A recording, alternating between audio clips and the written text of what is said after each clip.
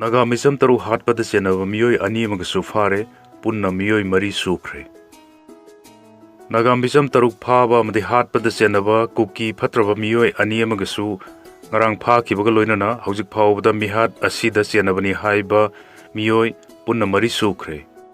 police ki paun hai ngarang naga misam taru hat pada senai hai na NIA Manipur police amadi CRPF ki apun bakangbu amana fagat laba miyoy ani adudi lailwan wifi village dagi lungau lal wifi apokpa pauthen kam wifi amadi laimakong gi mol hoi village dagi Lunmin thang sitlau Elias Jack apokpa Paulen sitlau kawi mihat asida senabasing makhata na phana na basu honari yabadi July 10 da naga misam taru hat pada senaba miyoy ani NIA Manipur police amadi CRPF ki apun bakangbu amana lailon wifi dagi fagat khiba laikre faraba miyoy ani adudi lailon wifi dagi Pradeep apokpa Tomba amadi Ayingbi Elias Manga apokpa nimki sau kawi naga misam taruk asi haukiba megi tangtara humdoi dagi fakhraga thiba khangdana matam sangna leiraklaba matungda jun gi tangtara da lailon wifi dagi fangkibani haujik fawba makoi taruk ki thawai yaugdraba haksang jenims ki mirel sangda leiri thaudok asigi mayokta ngasi fawwa naga singna inter district economic blockade sathaduna khongjang sangsin leiri khongjang asi Kokomi gi maikai degi su sagut khiva laikhrabani Kuki zo council gi chairman Henlian thang klet na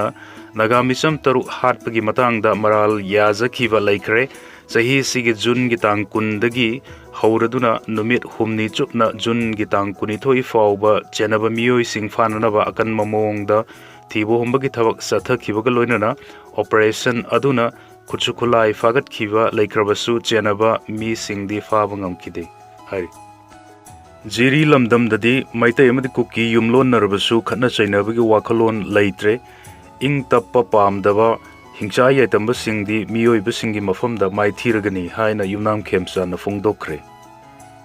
chahi ahum he na thoklagliba maitai amasung kuki anigi irang maraksida hojik jiri lamdamda laihoriba maitai amasung kuki ani yumlon narabasu khana ningbagi wakhal laihodre lamdam aduda ing tappa hanjanba pamdaba sagi lamchat chatpa saram chatpa khara lairibasi nongmadi soidana achumba pamba ingba tappa pamba miyoiba singi mafamda maithiba nanglagani haina Manipur gi chief minister Yumnam Khemsa na fongdokre ngarang BJP Lilong Mandal na sinduna Lilong Haureibi mayai laikai da leiba hanagi MLA Yungkhaibam Antas Khan gi yumda Mandal gi thaki oiba nongmagi political workers singi conference ama pangthokre political conference aduda saruk ya khiba chief minister Yumnam Khemchan na hai chahi ahum he na thoklak leibe irang asigi manungda mahak jiri lamdamda anirak chatlure mahak na chatluba matamda mafam aduda leiriba tongan ba furup singi leiriba IDP singa unaduna makoigi pukning fatharamki Kanglup ani gi laikidraba miyoi singi imung manunggi miyoi singasu unarakhi aniruk suba oina chatpa matam aduda jiri da khunda minariba kuki mar paite maitai pangal amasung rongmai gi chalinau sing punna miyoi chamri henna mafam aduda punna nungsi chanaba uttuna saklen ama chaminakhi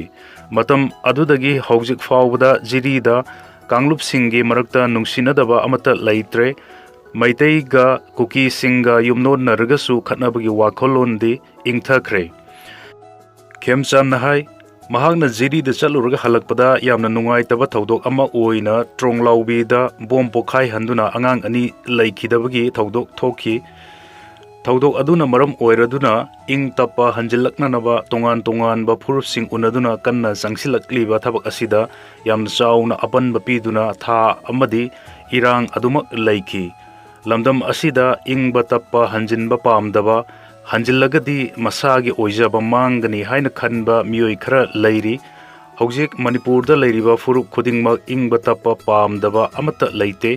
ingba tappa thugairiba singsina Manipuri khunai asida kaya yamna kuina yetkadoribano hangladuna isorna makoibu kaidoningda ngakpiraroi nongma natraga nongmadi achumba pamba ingba tappa pamba miyoibasinggi mafamda hingsa yaitambasing asi soidana maithiragani haina yumnam khemsan phongdoki India ki ahanba private rocket mai pak na semgat khiba team Skyroot Aerospace ta Prime Minister Narendra Modi na thagat pa phongdokre Prime Minister Narendra Modi na ngarang Skyroot Aerospace ki team ga wari sanakre makoi asi India ki ahanba lanai oina semgat pa orbital rocket Vikram amasuba puthokpada mangjil thariba kangluk oire amasung masina India ki space ki khongchatta masak thokpa mikup adu oire haina phongdokre Prime Minister Narendra Modi na hai India ki private sector na lam asida saruk yarakpagi chang asi nongmagi hengalkli masina anouba lambi sing hangdokli amasung anouba lambi da yang na sangsilli Skyroot Aerospace ki team ga wari sanare amasung Vikram amasuba mai pak na launch tawkibagi damak makoi bu thagatli masi laibak asigi space ki khongchatta masak thokpa mikup ama oire masigi mai pakpa asina masing khangdraba naha kayagi thauna haple amasung makhoi gi manglan adu henna khumang chausil hale amadi akiba leitana mang da khong thangjilli haina mahang phongdoki ngasi India gi ahanba oina orbital rocket Vikram amasuba lanai oina sengwatkhre masida Prime Minister Modi dagi yauna technology demonstration payload sing amasung podcast sing Siznaduna low earth orbit thamkre mission akman lakpagi wahantok asina India gi private space sector asi orbital market ta sangsilakle masi Skyroot Aerospace na mangjil tha na honarpani mission asi chauna mai pakle haina company na haiki ngasi angan bamatamda Prime Minister na khongthang asi India gi space journey da puari da lehorgadaba anouba lambi amani mahak na hai masigi thak marigi rocket asi demand kaya lairakliba anouba service pin na baputhorklibani Prime Minister na hai masigi mission asina India gi naha singi haithoi singthoiba chabyung na khanba amasung entrepreneur oiba wakalon aduda utle amasung masina Indian space sector da reform da anouba khudongchaba kaya phanglaklagani Modi na India pumbada maru oina aigi naha oiriba marup sing na masigi puwari da lehorgadaba mission asi tung innanaba amasung team Skyroot ta saruk yanaba appeal tauri haiki Amoromda Assam gi Chief Minister Himanta Biswa Sharma na ngarang India gi ahanba lanai oina semgatpa orbital rocket Vikram amasuba mai pakna launch tawkhiba asi India gi space industry da anouba khongthang amani amasung masina entrepreneurs ki lambi da masak thokna phibam phagalakli haiki rocket asibu semgat khiba Skyroot Aerospace ki team adu thagatladuna mahakna anouba India gi innovator sing amasung entrepreneurs sing asi atiya da makoigi ngamkhaigi akaknaba adu leitre henna sangsilakpa ngamle haiki masi makoi ahanba sundrangi khongsatni stage mari story taret wangba Vikram amasuba asigi primary payload sing adudi graha space cosmosorb D-Cube amasung Skyroot ki space ki technology demonstrator singni masi hauji kilometer samri ga yangkhai wangba low earth orbit thamkre haiki masida cadet tara nipan gi gold rocket micro earth payload ama mai pak na hapli amasung Prime Minister Narendra Modi gi